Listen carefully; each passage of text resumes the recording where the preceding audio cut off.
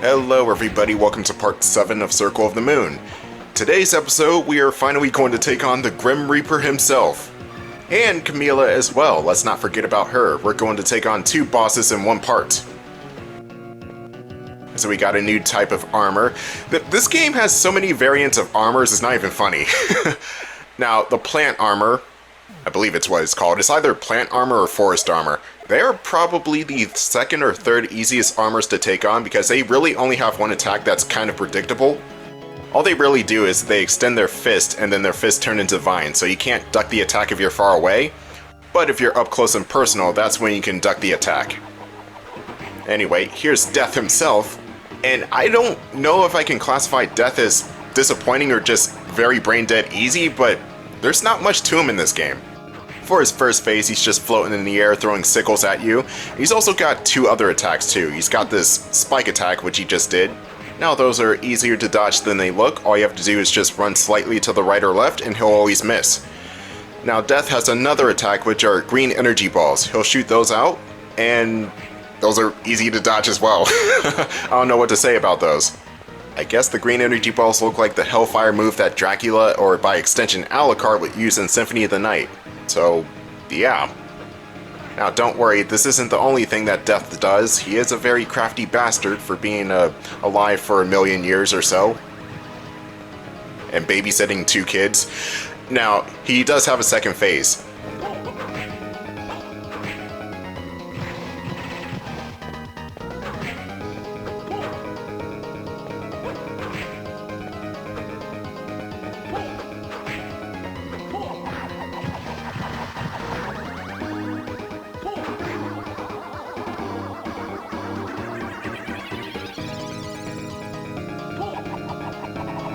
He turns into whatever the hell this thing is. No, seriously, what is this? Now, Death will still throw out the sickles, but he also has another move which will tamper the controls of Nathan. You see, I'm going slower, but it's not even by my choice. Other than the control quirks, Death himself is not really that bad. Just the sickles and his melee attack if you get too close. And there you go, Death is dead. So wouldn't Death technically win if I killed him? You know, I don't know. I'm not that philosophical. But with Death defeated and going back to that Cartoon Network show to babysit those damn children, we can finally obtain the cleansing trinket. There are some areas in the castle that are inaccessible because the water is poisonous. You can use this trinket to purify the water. This is going to come in clutch because the next area coming up is lethal. And I mean this as in the enemies could potentially kill me in 3 or 2 shots if I'm not careful, so I really have to buckle down here.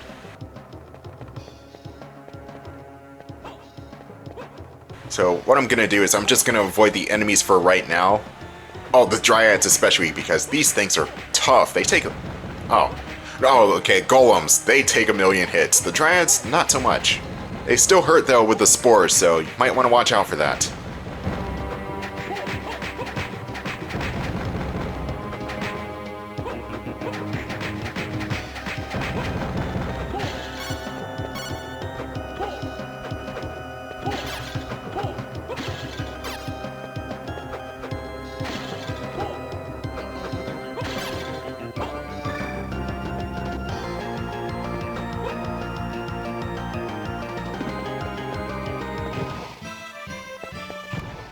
Oh, welcome back to the beginning of the game. Gotta love that about Metroidvanias. What I don't love is that the enemies scale with you. What is this? And more importantly, what is the Arachne? Well, the Arachne is a spider woman. Pretty easy to take down, but they're also flanked by grizzlies. And we all know grizzlies are tough as hell, so I'd rather avoid those or use the cross. Anyway, what you want to do now is go up the Abyss Stairway one more time so you can get to the next area.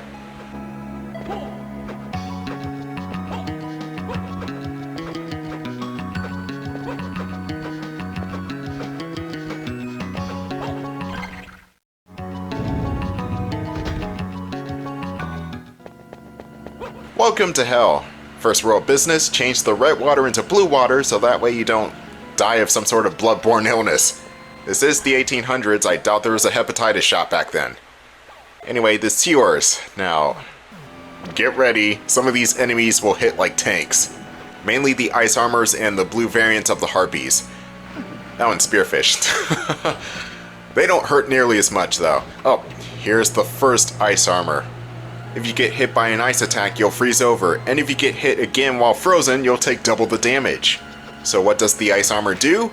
Well, he shoots an ice spear high and he shoots an ice spear low, in that exact order.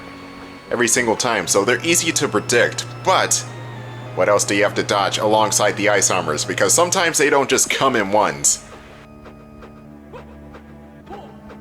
The main gimmick of this stage is to flick switches in order to get platforms to move. These platforms will become staircases or go completely flat depending on which way you flick the switches.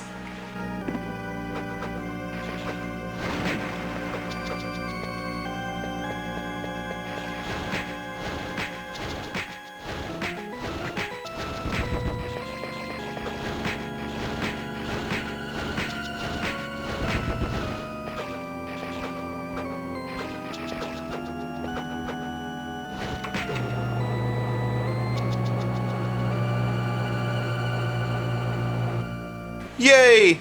Also, every time you flick a switch, the game pauses. It will throw your timing off. Alright, see? I got hit by an ice spear from off screen. That is lovely. And there goes half my health. You see what I mean by getting frozen damages you further? You do not want to get frozen here. It's like freaking Christopher Lloyd in that one movie. I forgot the name of that movie, but I was frozen today! Yeah, that one. Whatever that damn movie was.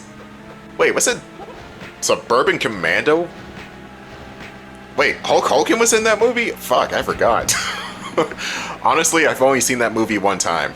And it was probably for the best too, because I don't think Suburban Commando was that great of a movie to begin with. Except for Christopher Lloyd. He always makes bad movies good for some reason. And then Back to the Future, well, that's just a good movie. Honestly, I don't even know if you take Christopher Lloyd out, it would be the same, but hell, it's still a good movie.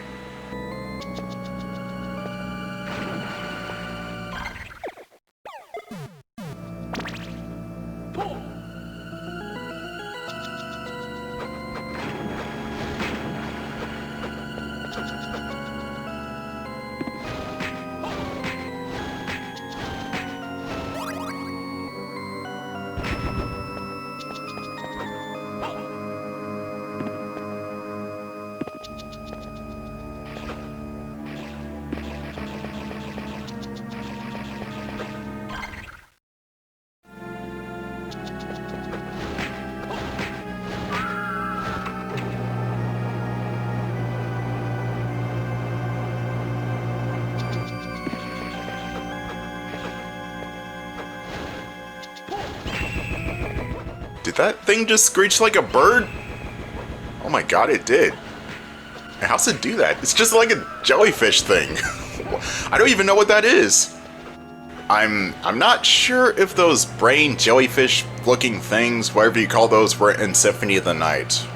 I'm gonna have to say no, and if they were, they looked like something completely different from what they are now. Nah, I don't think they were in Symphony. The Mermen, though, they've been around since day one, practically. Oh no, here are the Frozen Shades. Now, the Frozen Shades aren't bad by themselves. They just toss 2 ice balls at you. It's nothing really too special.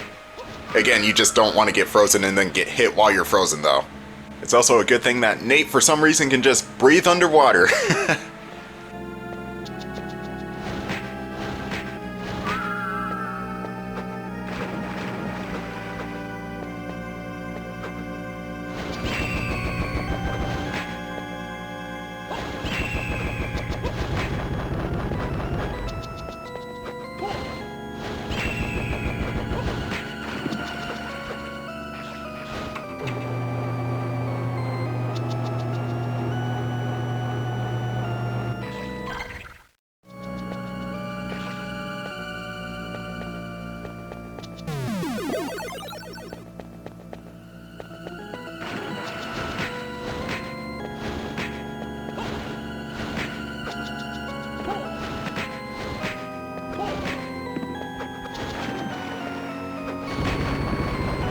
Wow, for some reason I thought the witches would do more damage. I'm guessing because they did do more damage in Symphony of the Night, but here they're kind of nerfed. And also, the witches in this game are oddly stereotypical of the Wicked Witch of the West. As opposed to other Castlevania games where they look like, well, their own.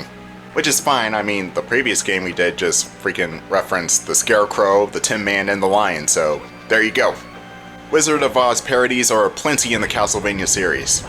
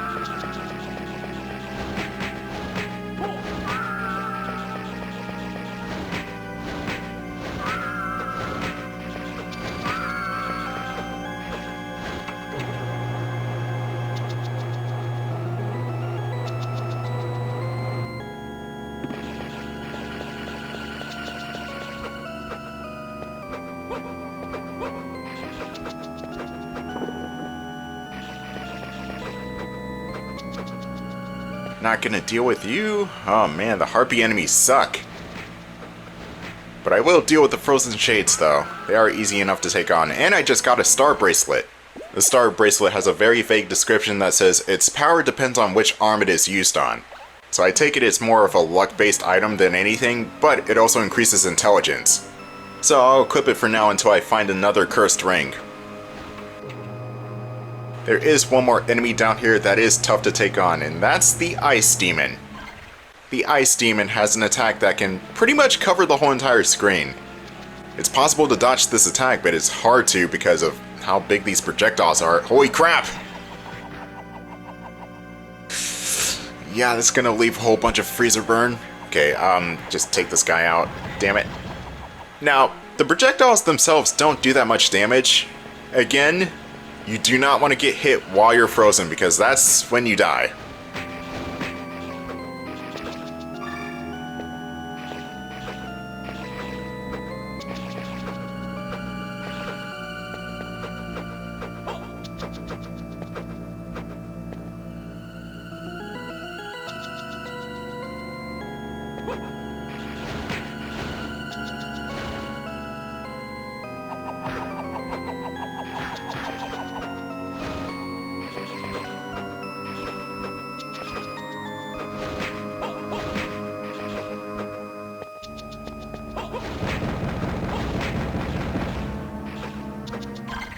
Getting closer to the boss of this area, which is Camilla. Still gotta deal with more Frozen Shades and things from Adam's family, also known as Evil Hands. You also got the Lizard Men too, but they're just kind of there. Like, they block your attacks and that's really about it.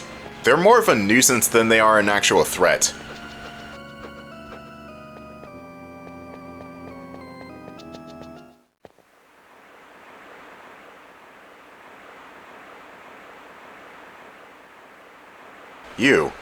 You were with Dracula in the hall. I'm Camilla. I beckon Dracula forth again. Why do you want his return? She wants that vampire dick, Nathan. To turn this world into a living hell. But isn't this world hellish already? Good point. No, seriously, that is a really good point. Circle of the Moon is ahead of its time. I simply wish the world to properly reflect this image. You're delusional. If only you too would embrace the darkness in your soul, then a new world would unfold before you. Shut up, I'm not emo. The one who was with you. Oh yeah, he was a douchebag, don't mind him. He was more honest with himself. Even my master approves of him.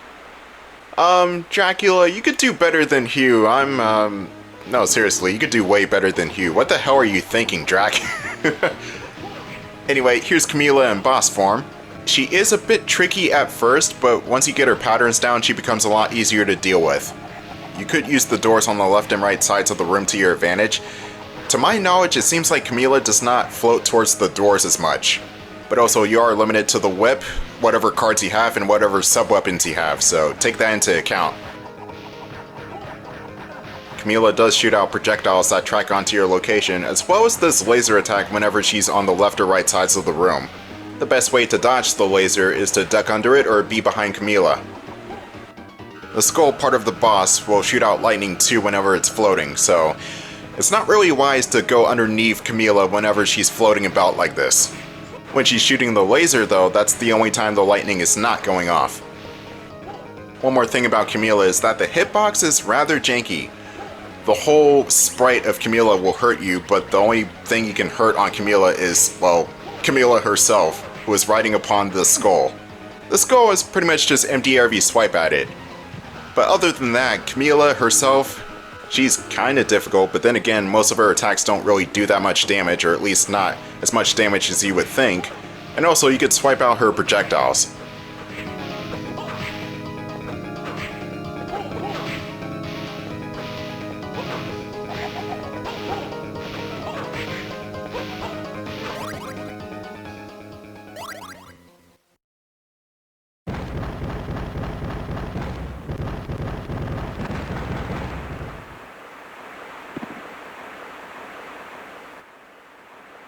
You are too late.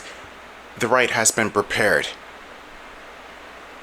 Only the full moon is missing. It is just a matter of time. Before the Master has his full power of darkness. Your precious Master and friend will... Blah! There goes Camilla. Master! Hugh! That's all you have to say, Nathan? Oh my god. Anyway, we got the rock wing. You just press up on the D-pad and the special move button. This will result in a higher jump. Oh, moon jump! Why is the game underplaying it? This will give Nathan a moon jump. You can leap incredibly high, and you can also use it multiple times while in air too. Which means pretty much all of the castle is now open for business. So stay tuned for part 8, where I pretty much just collect all of the things I can get. No, not the cards. I'm talking about all the hearts and the HP ups and stuff. I'll see you guys later.